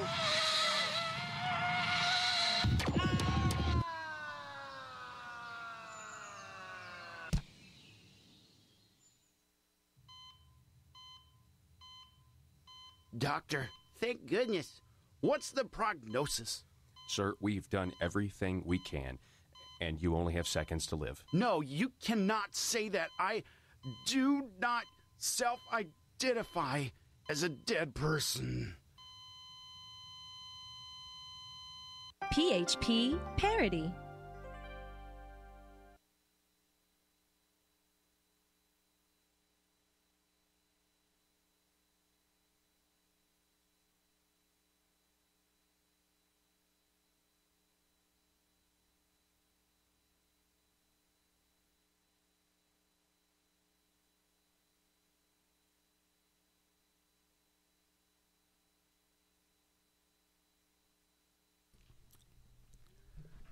Republicans believe in transparency, meaningless words. Republicans refuse to implement transparency, meaningful actions. That actually means something. That actually affects things. Your words just don't mean anything. I am so sick of this. Let me tell you what I'm sick of. You ready? I'm sick of waking up in the morning and reading a headline from The Wire. It's just in off the wire, or Brian Ross of ABC News. I'm sick and tired of reading these headlines in the morning, and by the afternoon, they're proven false. Are you sick of this? Now, it started, obviously, on Friday with Brian Ross saying, Donald Trump, our sources say that Donald Trump actually did instruct Mike Flynn to contact the Russians while he was a candidate. And, of course, it's probably to get, the whole idea was probably to get dirt on Hillary. And, it was collusion and blah, blah, blah, blah. And then we find out, stock market tanks off of this phony report, this fake news, and Brian Ross gets suspended. And now they're saying, don't worry, he's never going to cover Trump again. There's a great Babylon Bee article that said, world goes into panic as Brian Ross reports that the president nuked a city, and later retracts and said he was actually just microwaving a burrito. I'm sick of this. So I wake up to this story that the Mueller probe they have now subpoenaed Trump's Deutsche Bank records. They've gone after his Deutsche Bank records, and they're figuring out $300 million, all this stuff. They've gotten his records, and now, according to the White House, they're completely denying the validity of that story. Sarah Huckabee Sanders on Tuesday disputed reports that special counsel Robert Mueller had subpoenaed President Trump's bank records. Quote, we confirmed that the news reports the special counsel had subpoenaed financial records related to the president are completely false, Sanders said during the daily press briefing. Quote, no subpoena has been issued or received. We have confirmed this with the bank and other sources. I think this is another example of the media going too far and too fast, and we don't see it going in that direction. So they're saying they talked to the bank, and the bank's like, we didn't send your records. Sorry. I'm kind of it's crazy, but who that saw the initial liberal reports are going to see the corrections? Welcome those of you watching at paulharrell.com, Facebook Live, or our YouTube page, The Paul Harrell Program. This is the set where we shoot our Wednesday weekly videos for our Patreon subscribers. And if you want to get on board and get extra Paul Harrell Program content because you want to partner with us, you believe the show has value, you want to help us keep the show on the air, you want to help us grow the show, you want to help us make videos like this one even better, then you need to seriously think about subscribing to Patreon. It's patreon.com/thephp. That's patreon.com/thephp. Get extra content today, partner with us, and help build the Liberty Machine. We're asking you to partner with us for as little as $5 a month.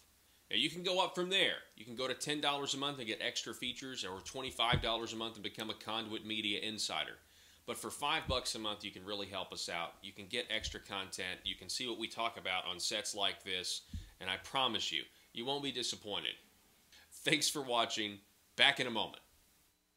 Paul Harrell, weekdays from 4 to 6. Learn more at paulharrell.com. And they voted each time as long as they knew Obama was in the White House and he'd veto it. Yep. Now, when we finally have a president in Donald Trump who will sign the revocation of Obamacare, it can't pass the Senate. That shows their true colors. And we need to not be naive. I'm sick and tired of being treated like a patsy. Oh, nice little Republican John Latour, vote for us, get us in the office. We get him into office, and again, just like the last 20 years, nothing changes. It is time to drain the swamp, and let's start in the Republican Party. At least Democrats are honest. They tell us who they are. Republicans, many of these establishment Republicans, are masquerading themselves as Republicans. Yeah. They're not truly Republicans, and they're tarnishing the Republican brand.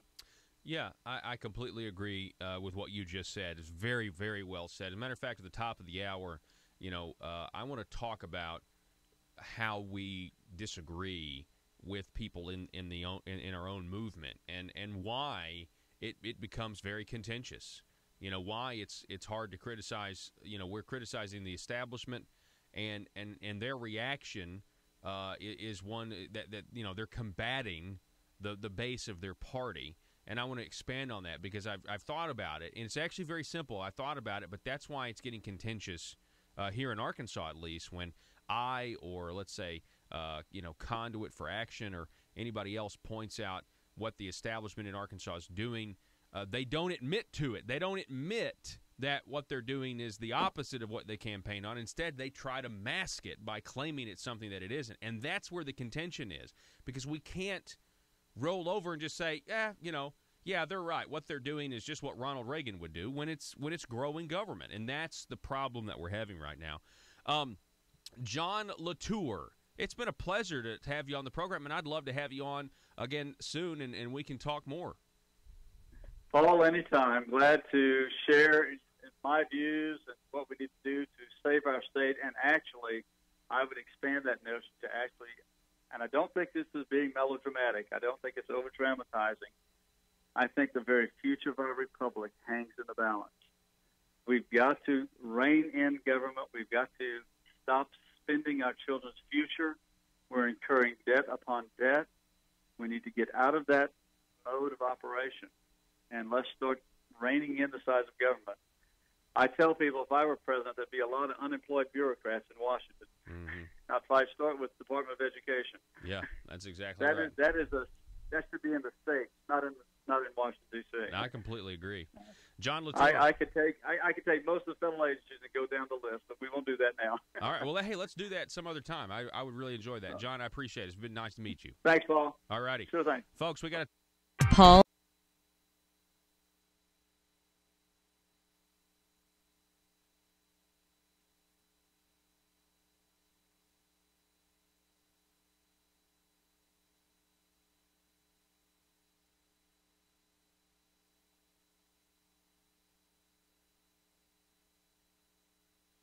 let it snow. I should just sing it for the Facebook audience, since the Facebook audience is being cut out of the Christmas songs because of copyright problems, and not terrestrial problems, but Facebook's persnickety like that. So we're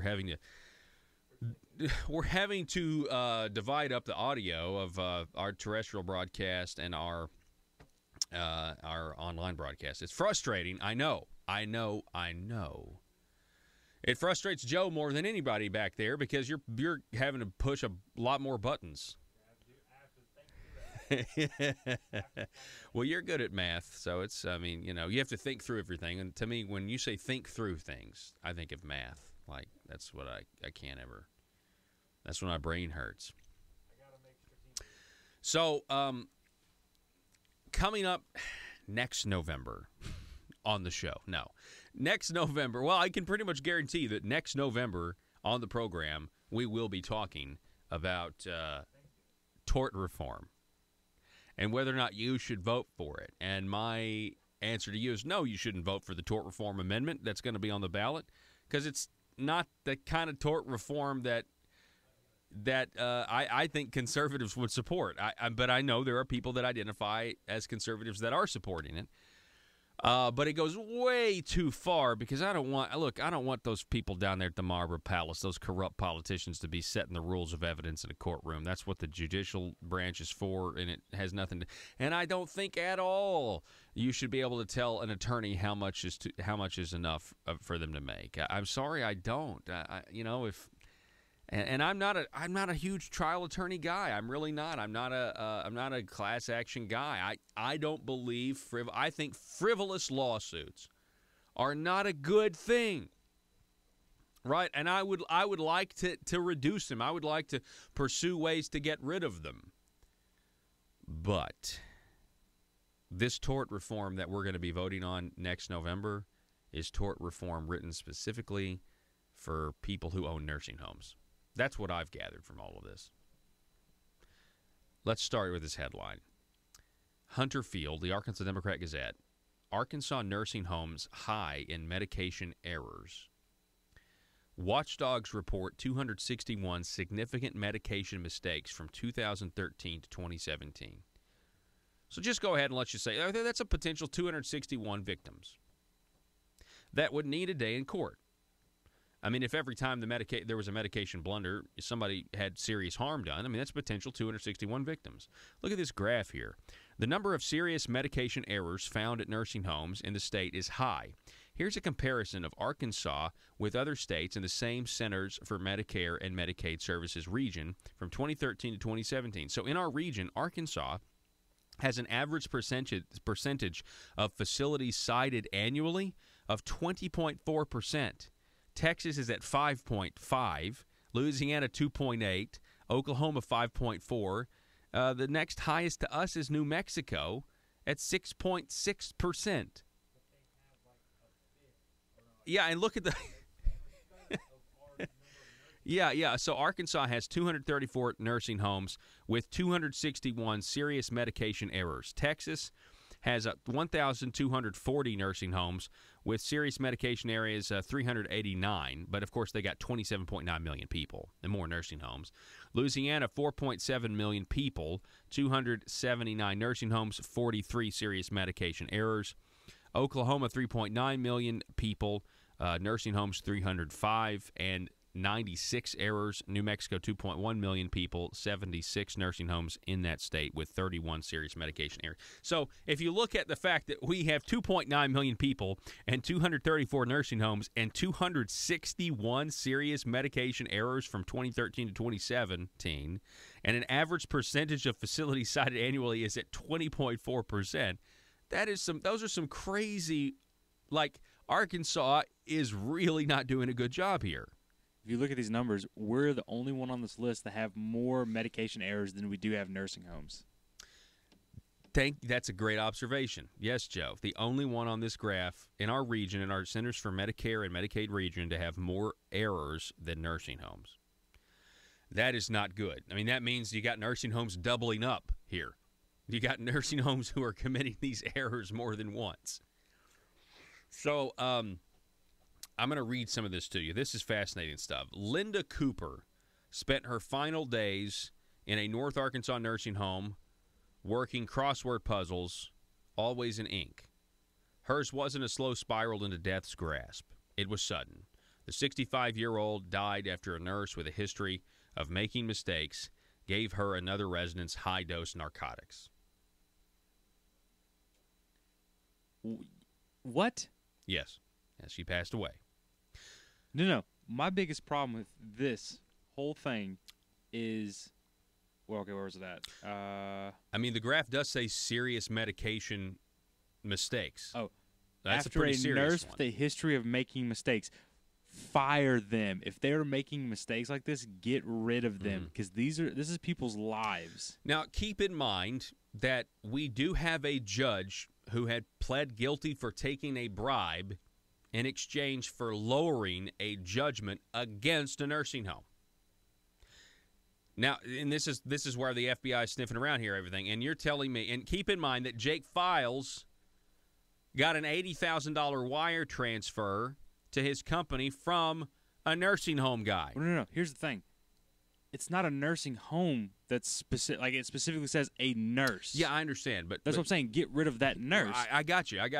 I completely agree. But what I'm saying is we're now being asked to vote on a tort reform amendment to the Constitution that's going to seriously diminish someone's cause here by, for example, I'm telling you, allowing the judicial branch, or I'm sorry, the legislative branch to set rules of evidence in this case. They would be able, if they wanted to, they'd be able to take this case, slip something in a piece of legislation, and set rules of evidence in this 65-year-old tragedy where she died because she was given narcotics and she wasn't supposed to have them. Well, the legislative branch should never be able to set. Oh no, I mean exactly. It doesn't make any sense. sense, and they say that this tort reform, the people who support it, they'll say that this is just like anything else. Not according to there's a UALR law document from the Bowen School of Law, and it actually says, if you read it, it's very dense, but it actually says that Arkansas would be like no other state in the country with this particular version of this law. And for those of you listening, that's not a good thing. It's not a good thing. In the case of, it's not like I said, tort we'll reform. Like no other. It's like, what do you mean by tort reform? I can get behind tort reform. I can get behind some of this stuff. I can even get behind, in some capacity, loser pay in some capacity, right? But I'm not going to be able to get behind what's on the books here. The mistaken medication administered to Cooper was one of 261 significant medication errors uncovered by watchdogs in Arkansas nursing homes since 2013, according to the Gazette.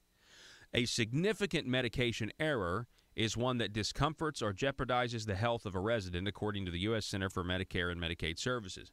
Inspectors take 3 factors into account when determining whether a medication error rises to the level of significant: the resident's condition, the frequency of the error, type of drug. Federal data shows significant errors on average are discovered in 1 of every 5 nursing homes in Arkansas, which has 234 facilities. Neither state nor federal regulators could provide information on how many medication errors have resulted in deaths. Fines were levied in 43 of the cases, totaling about $1.3 million. Arkansas's significant error citation rates far surpass those in most other states, and the natural state is the only state that has ranked in the top 3 for percent of errors in each of the past 5 years.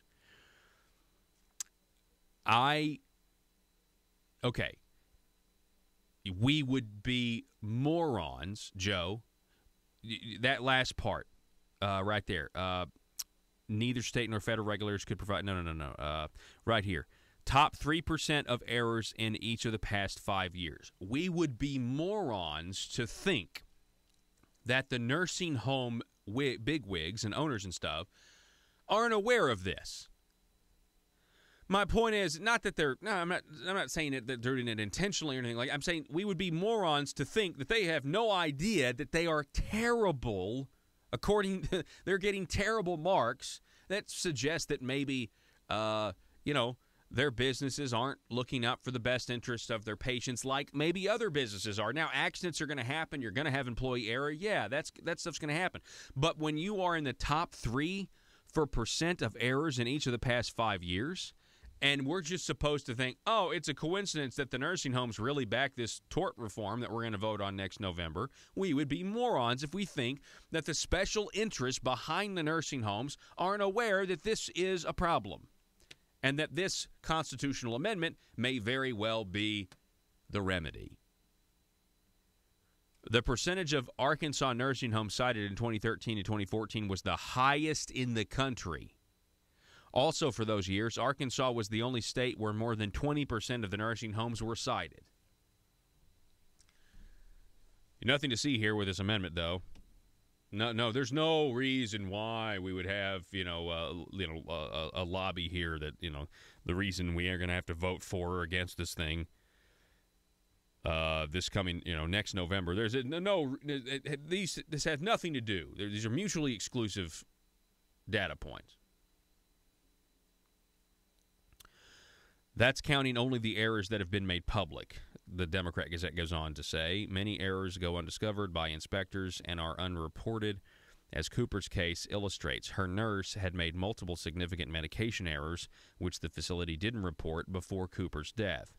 Government data account for only errors found by regulators who readily acknowledge that they can't catch every infraction. Furthermore, facilities are required to report medication errors only if the facility determines an error rises to the level of abuse, neglect, or maltreatment.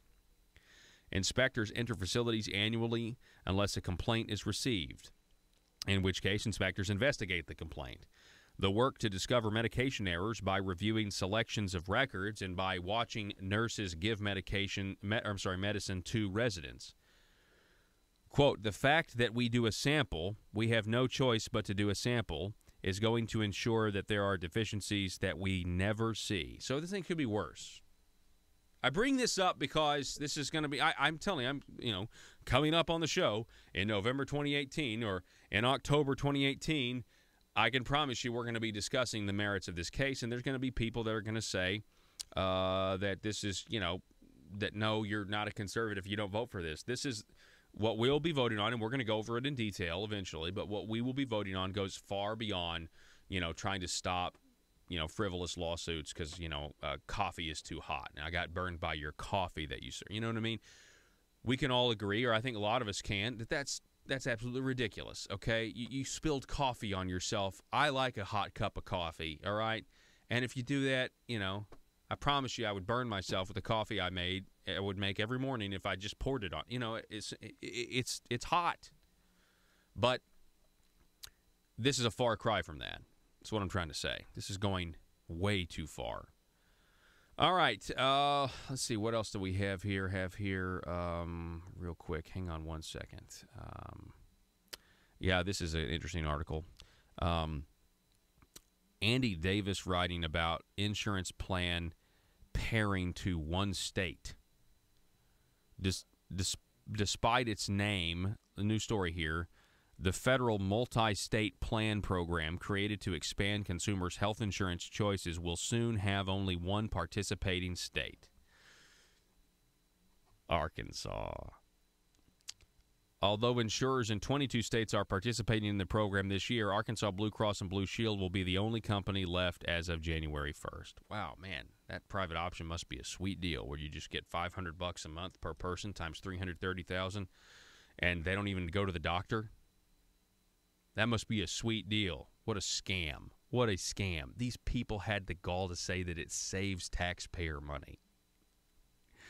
Can you believe that they said that with a straight face? That they got the numbers to contort to their budgetary gymnastics? That they were able to say, I know what we'll do. Regardless of whether or not they go to the doctor, insurance companies get paid. That sounds like a great idea, Blue Cross and Blue Shield said. Yeah. We'll pay premiums in the tune of $500 a month for every person on the program. And there's 330,000 of them now. Isn't that interesting? What a scam. That doesn't save taxpayer money. With traditional Medicaid, the government only pays if somebody goes to the doctor. With this insurance scam, okay?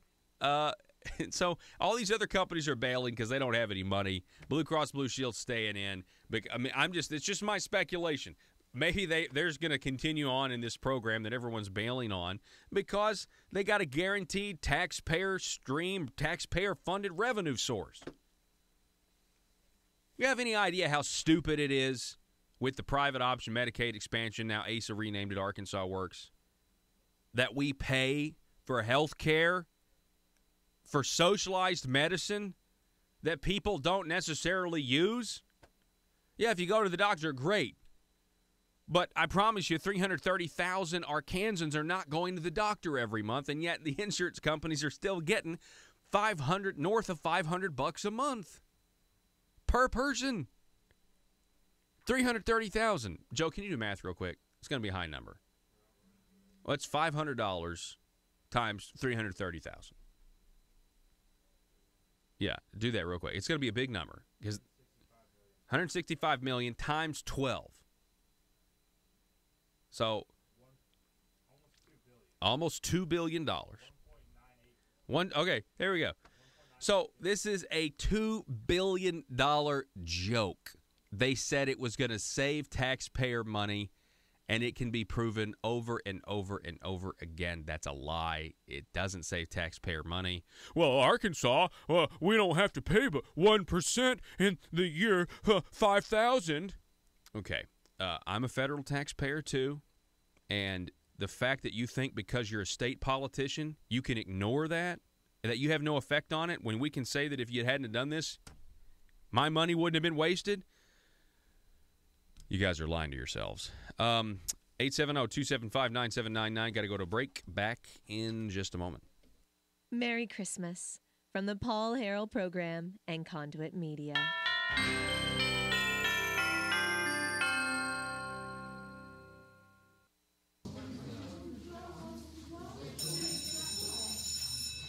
Good morning. Good morning. Congratulations, you have made it to the Bureau of Carefully Crafted Language, where we strive to offer politicians the very best in ambiguously specific language, the purpose of which is to allow our politician bosses to grow government and keep their constituents in the dark. This yields two beneficial outcomes. First, the government-growing politicians stay in office, and second, we at the Bureau of Carefully Crafted Language get to remain in the shadows and get to keep our jobs. Now, it's time for technocrat training drills. Johnny? Yes? A politician wants to use the healthcare system to punish those who have and redistribute their wealth. What is the appropriate language to use in this situation to make an unpopular idea acceptable to the public? I would emphasize that these ideas would make their healthcare more affordable and make sure the public understands if they already have adequate healthcare, nothing will change for them. Very good, Johnny. Much progress since last time. Next up, let's have Susie. Susie, your politician has been caught in, dare I say it, a lie. What kind of a lie? It doesn't really matter, but in the spirit of the Bureau of Carefully Crafted Language, I will give you a good hypothetical scenario. Dozens of politicians have been thrown out of office for supporting a socialist health care program. So the remaining politicians get together and they pass a bill to, quote, end the program, end quote. But they really want to keep it. What should they do, Susie? May I ask a question for more information? Certainly. Has the word lie been used by the political opposition? Yes. I know. They should change the name of the program. Maybe use the word works to make the sheeple think it's for working folk. Then they should go on the attack and get the public distracted. I would advise the politician to publicly question why our political dialogue has become so uncivilized and tell them to claim using the word lie, no matter how accurate, is a personal attack on his or her character. And if they admit to any wrongdoing at all, they must replace the word lie with words like misspoke, misstatement, misrepresent, or mislead. Amazing! Excellent work, Susie. I feel like the student has really become the teacher. You will make a terrific addition to the Bureau of Carefully Crafted Language. All hands on deck. This is a Bureau of Carefully Crafted Language emergency. Several politicians are scrambling after being exposed by some talk radio host. Let's move it, people. They need our help. The Bureau of Carefully Crafted Language. You vote 'em in, and we keep 'em in. PHP Parody.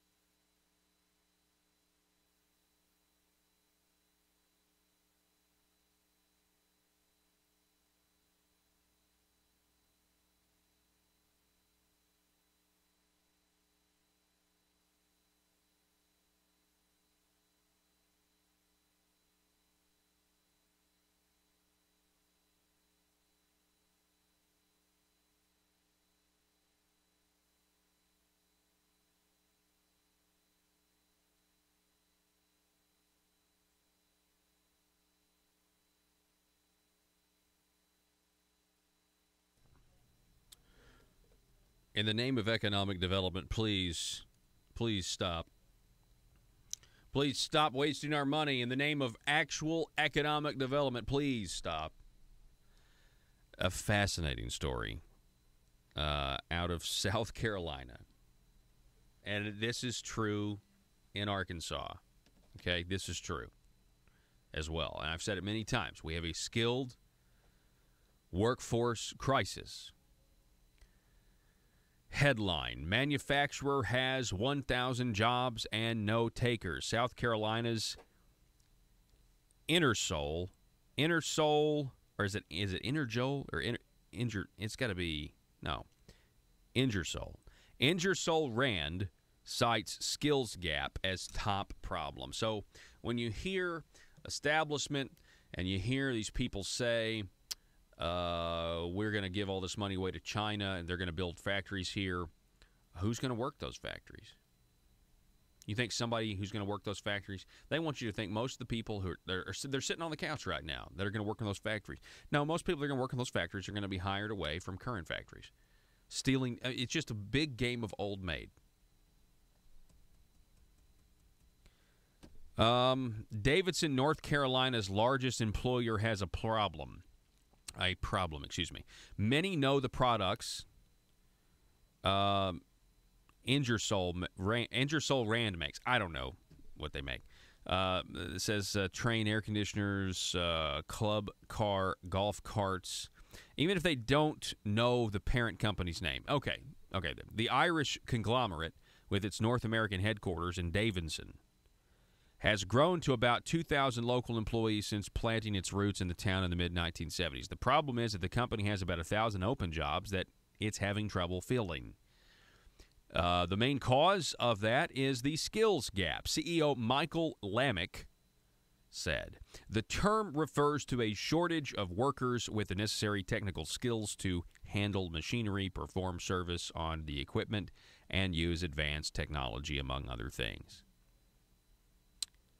It's a perplexing thing, too, since the jobs are often high-paying and usually don't require college degrees. Chairman Rui, look around the room and see your Arkansas representatives. These are your representatives now. That's what Mike Preston said to the Chinese delegation when they were in Arkansas. These are your representatives now. When you call, they will answer. Weird. We're giving away green cards, apparently, with these massive corporate welfare schemes. Anyway, so where are the jobs going to come from? Where are they going to come from? Where are they going to come from? You decide. Existing Arkansas businesses who are already paying Arkansas taxes, corporate tax, that money is going to be used to give to companies in China. And then these other Arkansas businesses who've already are basically going to have their money used by the government to subvert Arkansas businesses. So new jobs can be created, which aren't really new jobs. All right, folks, got to go. Back in a minute. Or see you tomorrow. Sorry.